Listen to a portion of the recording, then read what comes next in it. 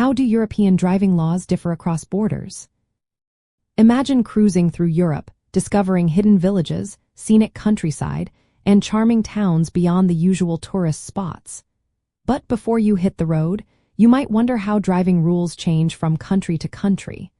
Well, European driving laws are quite diverse, and knowing these differences can make your trip smoother and safer.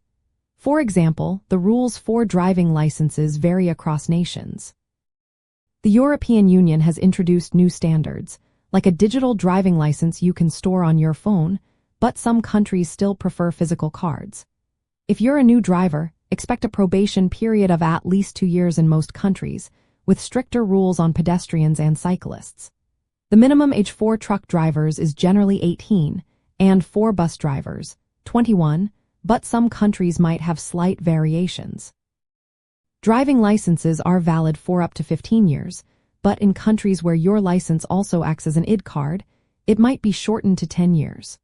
Cross-border enforcement is improving, so if you get banned or suspended in one country, it will likely apply across all European Union nations. However, minor fines for small infractions might not always lead to suspensions in other countries. Speed limits can be quite different depending on where you are. On motorways, limits usually range from 110 to 130 kilometers per hour, but some countries lower these limits during bad weather or for inexperienced drivers. Blood alcohol content limits also vary. Some countries enforce a strict zero-tolerance policy, meaning no alcohol at all, while others allow a small amount, like 0.05% back. Using a mobile phone while driving is banned everywhere, but fines and how strictly they are enforced differ. For example, Norway has very high fines to discourage distracted driving. Penalties for speeding or drunk driving can be very strict in some places like Denmark, which has hefty fines, while France has high fines for drunk driving. Some countries enforce zero tolerance for alcohol, including the Czech Republic, Romania, and Hungary. Enforcement methods vary too. In some countries, you might get an immediate fine or license suspension, while others might have a more relaxed process. Road safety rules can also differ. Some countries requiring daytime running lights or winter tires during certain months. Traffic signs and rules, like priority at roundabouts or pedestrian crossings, can also vary, so it's good to familiarize yourself with local regulations.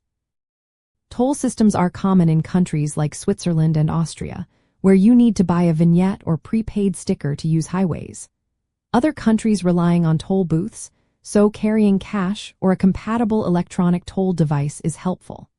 When planning your European road trip, always carry an international driving permit if your license isn't in the local language or if the country requires it. Check the local speed limits, alcohol restrictions, and safety equipment rules before crossing borders. Understanding how enforcement works helps avoid surprises like fines or license suspensions. Knowing about toll systems and payment options can save you time and money on the road. Being aware of different road signs and driving customs will make your journey safer and more enjoyable.